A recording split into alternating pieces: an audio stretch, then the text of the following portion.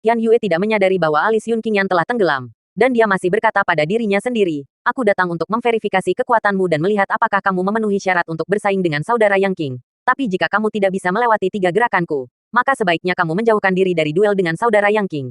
Yun Qingyan terus menghitung waktu di dalam hatinya. Dan hanya tersisa kurang dari 20 detik sebelum waktu pembuatan pil selesai. Tetapi hanya dalam 20 detik terakhir, semua dihancurkan oleh seseorang. Yun Qingyan memindahkan tungku pil, menyapu dengan kesadarannya, dan menemukan 33 pil pengumpulan Qi. 17 di antaranya menjadi pil yang terbengkalai. Tiba-tiba, niat membunuh yang dingin muncul dari lubuk hatinya. Kamu mencari kematian. Wajah Yun Qingyan penuh dengan permusuhan. Dan dia meninju dengan kekuatan sedemikian rupa sehingga udara terkoyak, membuat suara yang gelisah. Tepat pada waktunya, pengunjung itu juga mengayunkan tinjunya, dan bertabrakan dengan tinju berat Yun Qingyan. Boom! Dentuman keras. Udara terguncang, dan lapisan gelombang kejut menggulung. Orang itu berteriak. Saat pukulan berat itu bertabrakan, terdengar suara tulang retak di lengannya. Dan saat berikutnya, tubuhnya terlempar. Bam! Gedobrak! Bruk! Setelah mendarat, terdengar ledakan keras lainnya. Dan Qi serta darah di tubuhnya membuatnya memuntahkan seteguk darah tak terkendali. Weh, ini bagaimana mungkin? Kultivasi Yun Qingyan sepertinya tidak jatuh ke alam bintang tingkat ketiga. Wajah pengunjung itu penuh dengan keterkejutan. Ia memiliki basis kultivasi dari alam bintang tingkat keempat. Itu sebabnya dia datang untuk menantangnya dengan percaya diri. Yun Qingyan, apa yang ingin kamu lakukan? Pengunjung itu tiba-tiba ketakutan. Pada saat ini, Yun Qingyan berjalan ke arahnya selangkah demi selangkah. Wajahnya benar-benar dingin. Membunuhmu. Suara Yun Qingyan terdengar dingin. Nyatanya, sangat sulit bagi Yun Qingyan untuk membunuh manusia sekarang. Seperti halnya raksasa yang tidak secara khusus ingin menginjak-injak semut sampai mati. Tetapi jika semut tidak memiliki mata dan menyinggung raksasa itu, ia tidak hanya akan diinjak-injak sampai mati, tetapi bahkan mati tanpa tubuh utuh. Yun Qingyan, tolong tenang. Pamanku adalah tetua agung. Jika kamu membunuhku, pamanku tidak akan membiarkanmu pergi. Kalau begitu biarkan tetua agung membiarkan kudanya datang, kata Yun Qingyan, menendang menginjak jantung lawan. Brak, bruk. Jantung itu runtuh. Tuan Muda Yan, tidak jauh. Yun Yuanlin baru saja bangkit dari tanah dan datang ke TKP dengan noda darah di sudut mulutnya. Tuan Muda Yan, Anda membunuh Yun Yue. Yun Qingyan mengangguk sedikit. Bahkan, tidak melirik mayat Yun Yue yang tergeletak tak bergerak. Kakek Lin, temukan 2 pelayan dan berikan tubuh Yun Yue kepada Penatua Agung. Setelah jeda, Yun Qingyan berkata lagi, beritahu dia, jika dia ingin memprovokasi masalah, Mo Yao cari seseorang yang lebih kuat. Ya, siap Tuan Muda Yan, kata kepala pelayan tua itu setelah menarik napas dalam-dalam. Tidak bertemu satu sama lain selama 3 tahun, Yun Qingyan tidak hanya menjadi terlihat lemah, tetapi bahkan metodenya menjadi berdarah besi.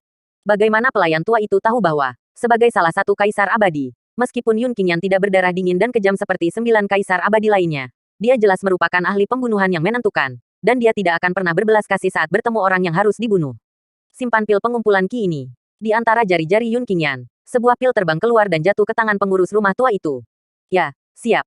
Matur Teng Yu, Tuan Muda Yan. Merasakan kekuatan obat yang kuat dari ramuan di tangannya, pengurus rumah tangga tua itu berlutut dengan gembira. Pil pengumpulan Qi sangat berharga, dan satu dapat dijual setidaknya 1000 tael perak di pasar. Sebagai pengurus rumah tangga keluarga Yun, gaji tahunannya hanya lebih sedikit dari 200 tael. Kakek Lin, jika aku membacanya dengan benar, kamu seharusnya terluka parah ketika kamu masih muda. Dan itulah mengapa kamu telah dibelenggu ke dunia bintang tingkat ketiga selama bertahun-tahun. Meskipun Yun Qingyan mengatakannya dengan santai, itu membuat pengurus rumah tangga tua mendengarnya seperti suara petir.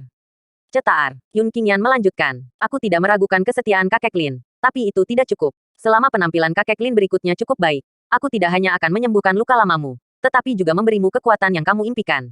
Alasan mengapa Yun Qingyan mengatakan, tidak cukup. Karena pengurus rumah tangga tua itu tidak mencoba yang terbaik untuk menghentikan Yun Yue. Jika pengurus rumah tangga tua menghentikan Yun Yue dengan gigi, itu akan cukup untuk menahan Yun Yue selama beberapa menit sampai pil pengumpulan Qi selesai. Tentu saja, tidak semua orang bisa setia tanpa kehidupan. Jadi Yun Qingyan tidak menyalahkan pengurus rumah tangga tua itu dengan keras. Ya, siap Tuan Muda Yan, kata kepala pelayan tua itu dengan penuh semangat, yakin akan kata-kata Yun Qingyan. Mundur, Yun Qingyan melambaikan tangannya, dan dia tidak asing dengan reaksi pengurus rumah tangga tua itu. Sebagai seorang kaisar abadi, dia secara alami memiliki cara untuk mengendalikan orang. Terlebih lagi, apa yang didapat pengurus rumah tangga tua saat ini adalah janji Yun Qingyan. Setelah kembali ke kamar, Yun Qingyan mengembalikan 17 pil yang terbengkalai ke tungku. Walaupun yang 17 ini tidak jadi pil pengumpulan Qi, tetapi setelah pemurnian ulang, itu bisa menjadi ramuan lain. Pil Ciba, seperti namanya, pil Ciba adalah ramuan yang sangat beracun. Setelah pengenceran yang wajar, dapat membunuh paling banyak lebih dari 10.000 orang dewasa. Meskipun Yun Qingyan adalah seorang kaisar abadi, dia tidak pernah menolak penggunaan racun. Menurut pendapatnya, terkadang menggunakan racun lebih mudah daripada kekuatan langsung. 1 jam kemudian, Pil Ciba berhasil disempurnakan masing-masing berwarna merah cerah dan memancarkan aroma menyegarkan yang samar. Sulit membayangkan bahwa itu akan sangat beracun. Yun Qingyan mengeluarkan 15 pil pengumpulan Qi yang tersisa dan menelan semuanya sekaligus. Jika itu adalah dunia bintang tingkat ketiga biasa, Anda dapat menelan begitu banyak pertemuan sekaligus. Dengan begitu banyak pil pengumpulan Qi, tubuhnya pasti sudah lama meledak. Tapi untuk Yun Qingyan, 15 pil pengumpulan Qi bahkan tidak bisa memberikan efek 1/10.000 dari batas fisiknya. Setelah obat mujarab memasuki tubuh, Yun Qingyan bernapas dan bermeditasi di dalam ruangan mencoba mencerna kemanjurannya. Setelah 15 pil pengumpulan Qi memasuki perut, mereka secara otomatis terurai dengan kecepatan yang sangat cepat. Dan efek obat yang kuat secara otomatis mengalir ke laut spiritual secara teratur. 3 menit kemudian, efek obat dari 15 pil pengumpulan Qi semuanya dicerna. Kultivasi Yun Qingyan telah pulih dari alam bintang tingkat ketiga ke alam bintang tingkat keempat. Kakak ada di sini. Tatapan Yun Qingyan tiba-tiba melihat keluar halaman. Dan beberapa detik kemudian, Yun Xuan muncul dengan tergesa-gesa. Kakak Yan, ku dengar kamu membunuh Yun Yue, kata Yun Xuan, dengan ekspresi cemas di wajahnya. Kakak Yan, kamu terlalu impulsif. Meskipun Yun Yue bukan anak dari keluarga Yun kita, bagaimanapun juga dia keponakan tetua agung. Saudaraku, jangan khawatir, Yun Qingyan menyela Yun Xuan, dan berkata dengan santai. Selama penatua agung tidak bodoh, dia tidak akan menuntut untuk Yun Yue. Nama asli Yun Yue adalah Chen Yue, dan dia adalah kerabat dari istri tetua pertama. Tetapi karena dia dibesarkan di keluarga Yun, dia mengubah nama belakangnya menjadi Yun.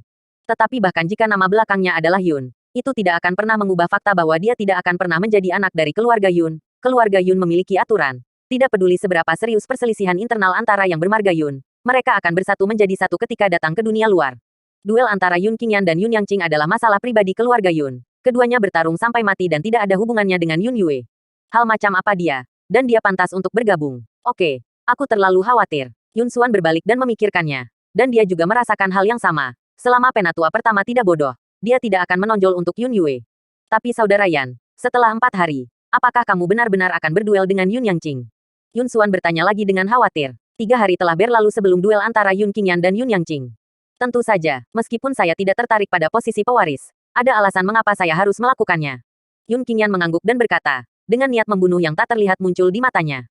Untukku, Yun Xuan menarik napas dalam-dalam dan bertanya. Yap, Yun Qingyan memandang Yun Xuan. Tetapi Yun Xuan menundukkan kepalanya. Alasan mengapa aku tidak memberitahumu juga untuk kebaikanmu sendiri. Setelah beberapa detik hening, Yun Xuan menghela nafas dan berkata, ada kesedihan di matanya, tetapi juga kebencian yang pahit.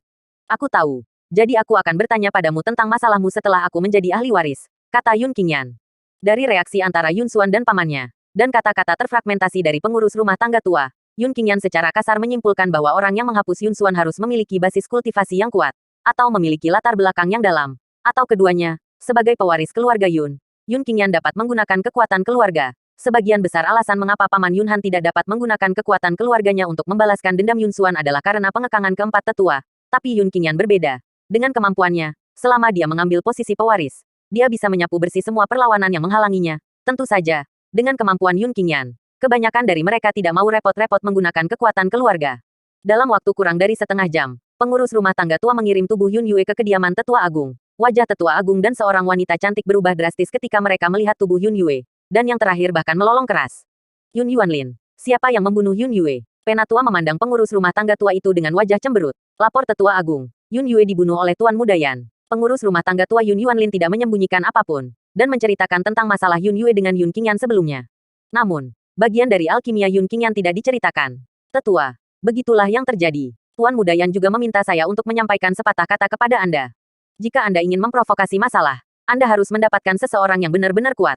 Setelah selesai berbicara, pelayan tua itu berbalik dan pergi. Penatua agung memiliki wajah cemberut, tetapi dia tidak menghentikan pengurus rumah tangga tua itu, membiarkannya menghilang dari pandangan. Wanita cantik di sampingnya berteriak, Yun Qingyan, bajingan berdarah. Jika kamu berani membunuh keponakanku, aku, Chen Li, bersumpah, kamu akan membayarnya. Ceplak, penatua agung tiba-tiba menamparkan wajah wanita cantik itu. Jalang, kamu meminta Yun Yue untuk menemukan Yun Qingyan. Dia ragu-ragu dan berkata, Yun Qingyan akan berduel dengan putra kita. Jadi saya coba menguji kultivasinya.